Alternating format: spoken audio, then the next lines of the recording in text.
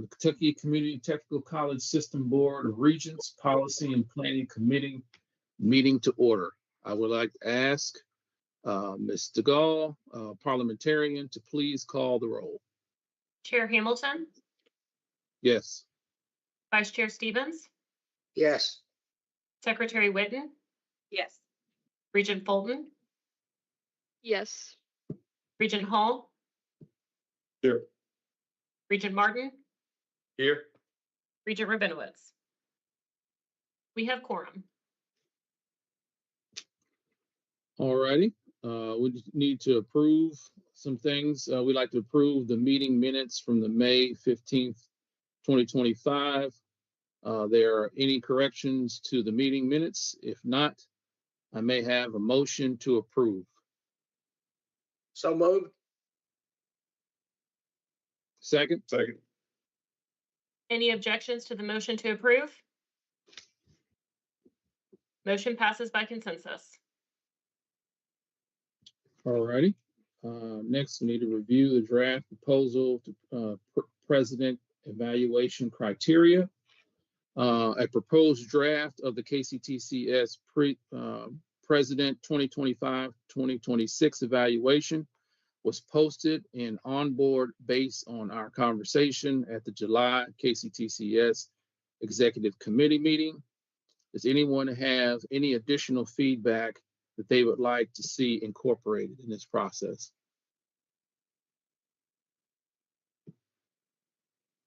Chair, if it's okay, I'm sure Dr. Quarles, your eyes have been on this, and I just want to make sure that you are okay with this rubric, with this instrument. Yes, ma'am, and I appreciate you all taking time to formalize the evaluation process, and I look forward to trying my best to implement our vision and goals for the next year. But yes, I've reviewed this, and so thank you. Okay.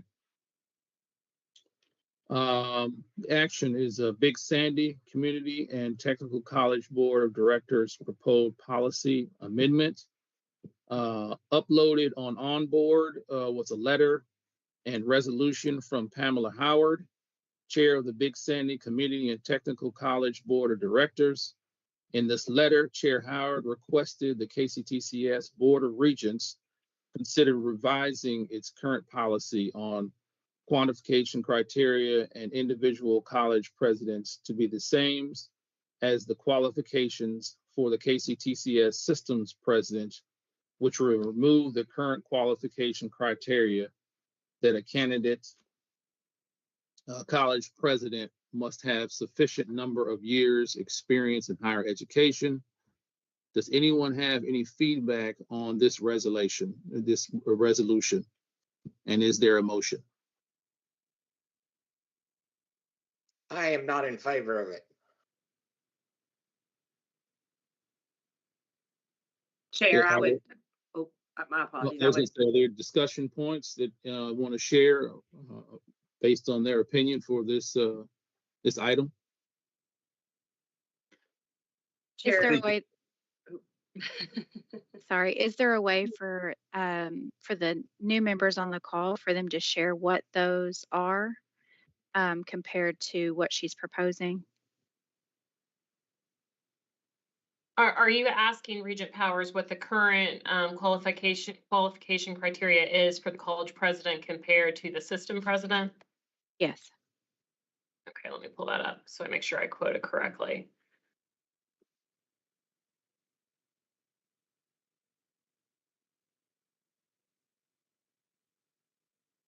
All right, for the KCTCS president, qualification criteria is an earned doctoral degree from an accredited institution of higher education, experience to include sufficient number of years that would provide time to learn and improve upon leadership skills necessary to lead a complex system of colleges, providing a wide spectrum of general education, technical training, and workforce education, and a variety of experience that assists the president in developing an understanding of the elements necessary to ensure KCTCS fulfills its multi-factored role as established in KRS 164.003 subsections 2 and E.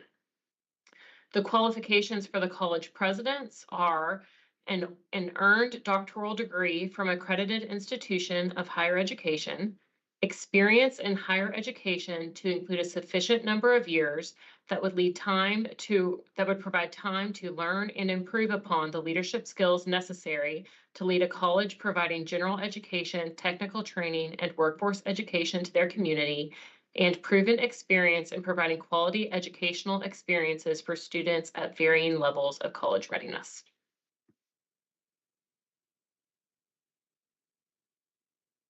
Thank you. So the primary difference is the college president has to have some kind of higher education experience. But our system president doesn't have to. To me, it kind of makes sense to have it consistent. So Dr. Quarles could be our system president, but he could not go out to one of the college and be a president before he started his tenure here. Dr. Quarles, what is some of have you talked to your college presidents about this potential recommendation? I've not spoken to many of the college presidents, but I have spoken to several of the regents as requested by Big Sandy Board of Directors Chair Pam Howard. My understanding is that the board passed this policy several years ago with this language being intentional, the way it is set forth. And I'm sure that you'll hear from some regents today that maybe echo that. I have not talked to the other presidents about this. I'd like to make a comment. You know, the criteria we've had for our 16 colleges, even though at times we have trouble recruiting quality candidates, we do have a good system. And, you know, I understand the system is that, Dr. Qualls, you correct me if I'm wrong, that you submitted candidates for them and basically they didn't, they may have interviewed but didn't approve any of the candidates. So my theory is very simply is that Dr. Qualls has a screening of those people they are, and basically, you know, if till we have a president, we need college presidents. And the system is, Dr. Qualls has been very nice to boards that he has submitted candidates and they have re-interviewed them. They don't like them or so. And so this is what we get. And I understand that they maybe have someone else in mind that does not meet this criteria. So first of all, I think we need to keep the present policy. And the second thing is that if we have a vacancy, it is the obligation of the board of regents of that college to make recommendations. And if they can't make those recommendations, then I think that falls back on the president of KCTCS, and he needs to appoint the president. Thank you, sir. Chair, if you wouldn't mind, I'd like to just say two things. I kind of echo the sentiments of James Lee of Regent Stevens, but I will remind the veterans on this board that we went through this a couple years ago with the Maysville search. You know, it was a request by one school, one institution to change, and it was just, it created a lot of havoc, at least in our search process locally, system-wide. You know, this board has previously stated over and over again and said, you know, we like the present policy. Now, and I see what the chair is asking, you know, to remove the higher education, to make it consistent. And Barry, I can even understand what you're saying. My biggest problem with that, as a faculty member at a local institution, is that, you know, we look to our presidents as faculty and staff at all 16 as academic leaders. So that experience in higher education is paramount. You know, this person, you know, awards degrees to thousands of students every year across the state. So to me, that is essential. And I think that you would also get a lot of faculty and staff blowback if that were to change. Thank you. and I'm not discrediting that. I'm just saying that I think we could broaden our pool of qualified candidates if we just put preferred on there versus required, because you could have a excellent candidate that may not have, just like Dr. Quarles, excellent candidate that did not have higher education experience, but still comes in and does a great job. I just think we got to change with the times, and I'm an old man, so me saying that, you know, I've been able to do that as well. I think that we should consider it and have a healthy discussion about it, and let some of the presidents chime in and the staff. I don't think that's a bad idea to have some more conversation around this topic to make sure we get it nailed down, because this is a very important topic to make sure we get good people in the systems. But I'd like to add also, Mr. Chairman, that Dr. Qualls has made every effort to select candidates that have applied and to meet the criteria. And, you know, we've not only this policy, but we need to have a system in place that if those regents cannot send forth a candidate, that Dr. Qualls selects one. And basically, you know, it is our responsibility to select the president of KCTCS, and it's those college boards' responsibility to review and recommend candidates. Then that goes through Dr. Qualls. And so this has been a problem, no, ever since I've been on the board, that we've had temporary presidents, and I'm not trying to give Dr. Qualls more power, but it's ridiculous that we can't find quality presidents that he recommends and he reviews. And so I, as we go through this process, I'd like to voice my concern about that also, that Dr. Qualls, if those Board of Regents of Community College cannot put forth a candidate, then it falls on him to make that decision. Thank you, sir. Regent Stevens. Oh, sorry. Dr. Quarles, please go ahead. Yeah, just a comment on that. As we prepare for the next session, when we submit our reform legislation, that might be a recommendation that the Board of Regents or Policy and Planning may want to make, with perhaps reviewing the KRS on the selection process of presidents. And I would welcome that for a future discussion as we propose our reform legislation. That could be an area that could be, I think, should be addressed. And just to kind of reiterate what James Lee is saying, and what I've heard this body say before, it seems that, you know, every couple of years, at least during my tenure on the board, this is year 4 for me, this has come up because of issues at a local college with, like you said, James Lee, with the candidates, or they're unhappy with the candidates. So I would fully support that measure to take this before the legislature to adjust maybe that KRS to, I don't really think it's giving you more power, Dr. Quarles. I mean, that power already does exist for you, right? You make the final determination on, you know, the local boards are a recommending body to you, and then you move forward. So, you know, and I understand the sentiment of opening it up. I do understand that, but I do not believe that we are in any shortage of qualified higher education candidates for any presidency. I think a lot of that goes with recruiting. A lot of that goes with making sure, you know, that KCTCS has got, you know, our hands in those recruiting areas to find and seek out, you know, great candidates for these positions. And I would like to, you know, put a plug in to Dr. Quarles again publicly. I've said this to him, you know, over the telephone. We have got a host of faculty and staff across the system, across the state, that would benefit from leadership training or a leadership program. And I know that Dr. Quarles is very interested in beginning one of those.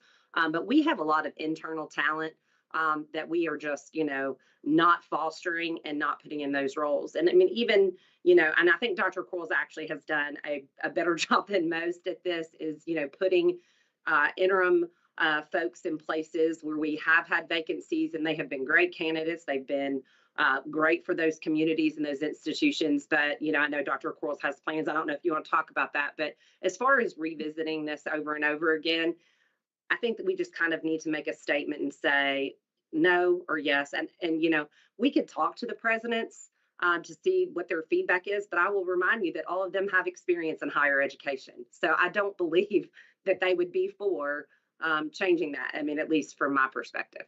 Thank you. Okay. Dr. Qualls, do you have another comment? Just to follow up is that we do plan on revisiting having somewhat of a KCTCS leadership ladder or promotional opportunity, not just for aspiring presidents, but also folks that may want to aspire to be a vice president or move their way up at each college and provide internal leadership opportunities on that. I want to put Dr. Qualls on the spot is that I think this is a situation, Dr. Qualls, I'm granting is that you can't ride the fence. So we're kind of looking to you for leadership to help us guide this. Everyone has an opinion and good opinions. And if we did a policy like this, it needs to be kicked down the road in 2 or 3 or 4 years, because I have already been called and the local board has a candidate that they want for the good job. And that's what the bottom line is. And that's the reason that I am, opposed to it. So thank you. Okay. Appreciate the feedback.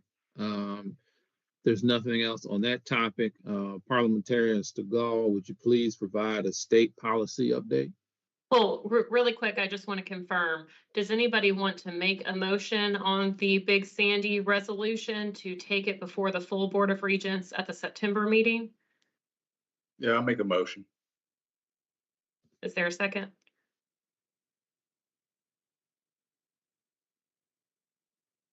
All right, noting no second, the motion will fail and there will be no motion. All right. Now, Regent Hamilton, I will move on. At the September Board of Regents meeting, you will be asked to adopt 2 items, an anti-Semitism policy, as well as a resolution regarding the president and faculty evaluation process. Both of these documents have been uploaded onto Onboard for your review. The anti-Semitism policy is a result of SJR 55, which requires each institution's governing body to adopt a policy to combat anti-Semitism. Our policy follows the requirements outlined in SJR 55 by referencing the definition of anti-Semitism established by the International Holocaust Remembrance Alliance and does not infringe upon student or employee First Amendment rights. Again, SJR requires each governing board to adopt an anti-Semitism policy by January 1 of 2026, which is why you are being asked to adopt this at the September board meeting. Any questions on the anti-Semitism policy? All right. The next one is from House Bill 424, another piece of legislation that passed this past session. It requires each institution's governing board to establish an evaluation process for the president and faculty to be evaluated before January 1, 2026. I want to make sure that I'm clear that the process to evaluate the KCTCS president, Dr. Quarles, as well as our current faculty evaluation process are compliant with 424. However, 424 requires the board to approve the process outlined in policy. So the KCTCS president evaluation policy is a board policy. The faculty evaluation policy is not. It's an administrative policy. So the resolution that we have here is asking you all to approve the evaluation policy for both faculty and the KCTCS president, which will make us compliant with House Bill 424. General Counsel Stegall. Yes, Yeah, Regent Wood. Just a quick question. So just to kind of make sure that we're clear for everybody watching or listening, that we are just approving existing. We're not changing evaluation procedures for faculty. We are just adopting, right? Saying, hey, we have one, it's fine. Absolutely. You're Okay. absolutely correct. Thank you. This I've amounts gotten to no several change of laws. questions, as you might imagine. So Yeah. thank you. You're welcome. Any other questions on this? All right, that is it for the for that portion of the agenda.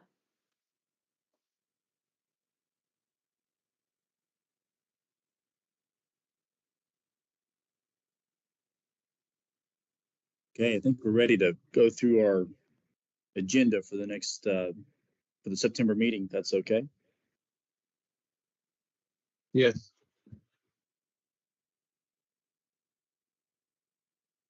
Shannon? Thank you, Chair Hamilton. I will walk us through the September agenda. We will be meeting at Jefferson Community and Technical College. I believe we're planning on having lunch served at 11:30, and then the meeting is scheduled to start at noon. I believe they're going to be doing a tour, but we will get that information out to you at a later date. We will start with the call to order, roll call, a welcome by JCTC President Dr. Handy, approval of minutes. Then Chair Hamilton will give his report. Dr. Quarles will give his report. Then we will move into increase organization success. We have a financial report update. Then the board needs to act on the KCTCS biennial budget. Then we have a update on the other post-employment benefit trust. Then there will be some changes to the other post-employment benefit, and that will need to be approved. Then we will have an update from the Board of Regents Audit Committee Chair. Then we have the internal audit plan for fiscal year 25-26 that needs to be approved. And then we have, I don't have them listed on here. I am putting those on the agenda, but we have 2 capital construction projects that will need to be approved. I've got placeholders on the agenda. Then we will have an update from VP Cantor on the compression strategy. We will then have action on personnel actions, and then action on approving the KCTCS President's goals and objectives that were presented at the last meeting. Then we will have action on the KCTCS President evaluation process that you all discussed earlier. We will have an update on the forensic audit, and then an update on the Huron review with a section where Dr. Scott Williams from OCTC will be doing a geographic footprint update. And then Dr. Neal will take us through an update on strategic planning. Then we will have action on the anti-Semitism policy and the House Bill 424 resolution that parliamentarians Tegal just walked us through. Then we will have the open comment period, executive session, and then adjourn for the first day. Before I move on, are there any questions or comments about day 1? Okay. Day 2, we will be starting with a community breakfast at 8 a.m. And then we will start the board meeting at 9 with a call to order, roll call, and then a presentation on Jefferson Community and Technical College by President Handy. We will continue with organization success. I need to strike the strategic planning because Dr. Neal, we moved that to the first day. Dr. Stith will provide a philanthropy update.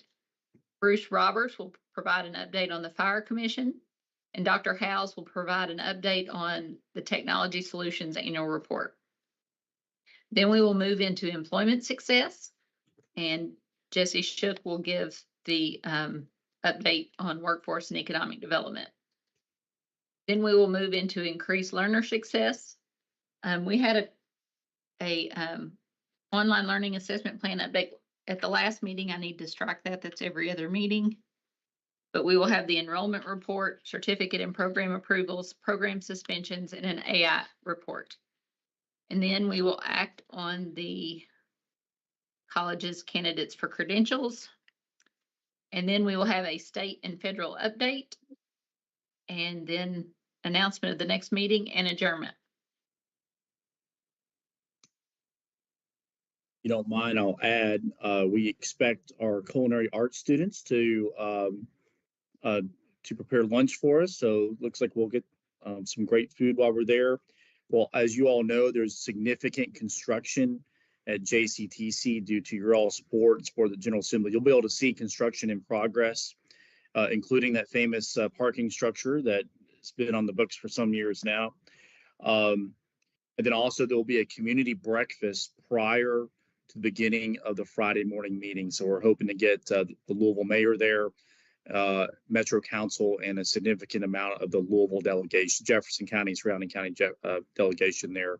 Community breakfast that kind of replicates what we did at ECTC back in June. Okay, thank you.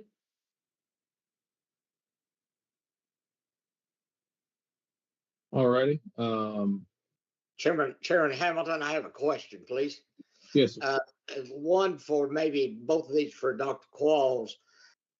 Would it be possible to, with the president's evaluation, that every Board of Regents member has sent a hard copy of that mailed to their house prior to the meeting?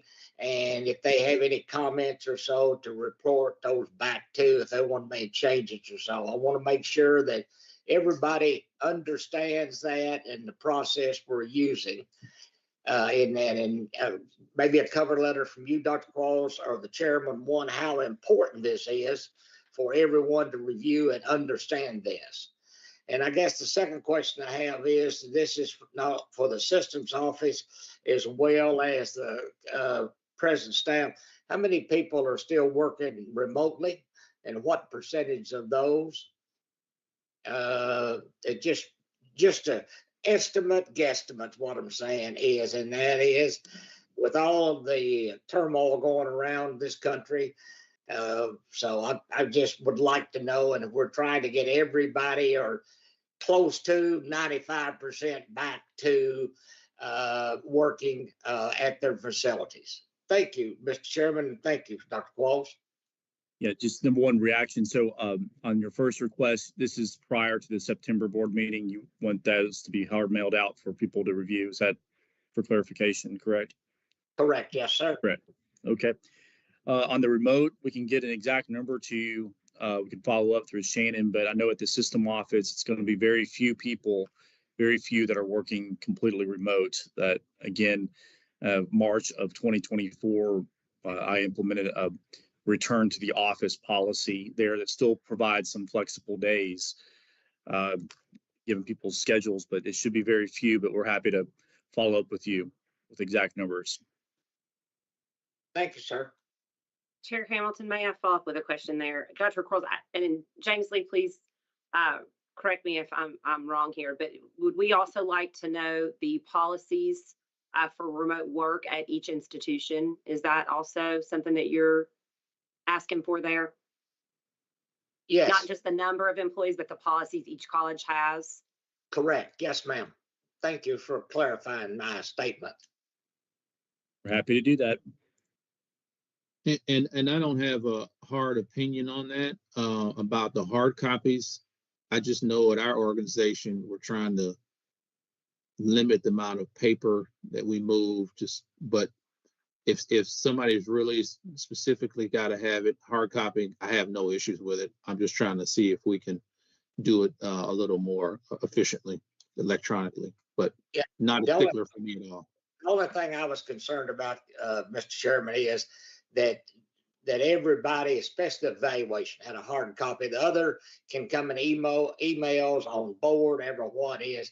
I just think it's tremendously important that one of the main functions, president's evaluation and the budget, that this board, and I think that we need, and we have done that for the last 3 or 4 years, take it very seriously.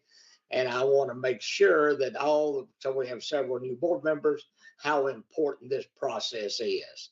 Thank you, Mr. Chairman. Thank you. James Lee, are you looking for consistency? Yeah, I just want to make sure everybody understands it. I mean, you know, basically, and if they've got any questions before they get to the evaluation, all of those questions are cleared up, this and that. And this is how we do it. And, you know, maybe we need to have before the evaluation a 15-minute prep call or a presentation. I don't know. I just think it's very important.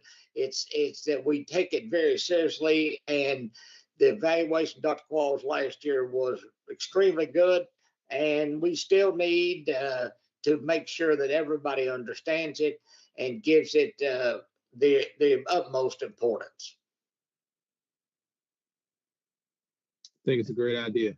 We've got to figure out how to duplicate Dr. Quarles and his efficiency. So, yeah, if we can sort of model that, let's do it. Okay.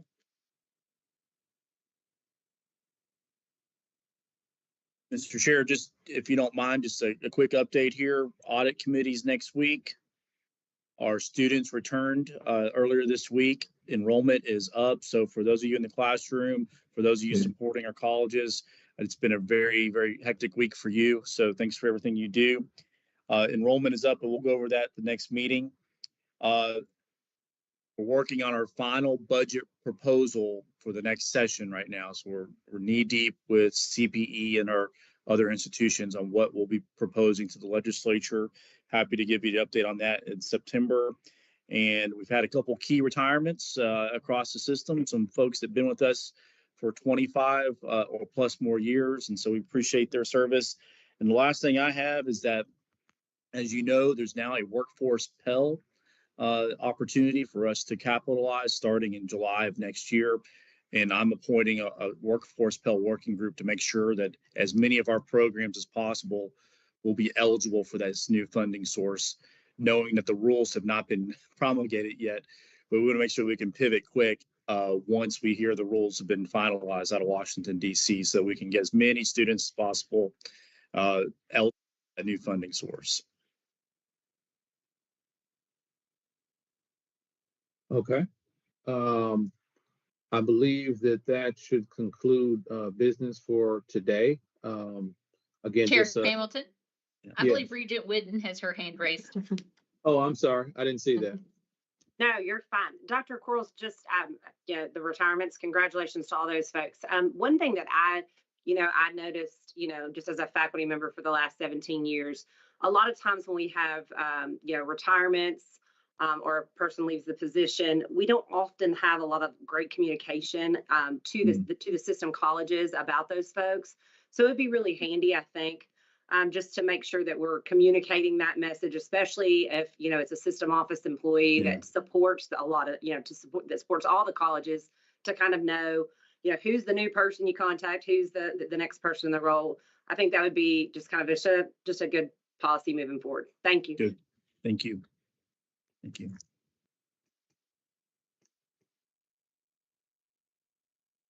Okay. Okay. Again, so this should conclude all the business of today. Quick reminder about September 18th and 19th in Louisville at Jefferson County Technical College. With that, I'd like to take a motion to adjourn. So moved. That was hard and fast. Is there a second? Second. Any objections to the motion to adjourn? The motion passes by consensus, and we are adjourned at 1:36 p.m. There you go, Ryan. Good luck. Thank you. Thanks, Chair. Thanks. Thank you, guys.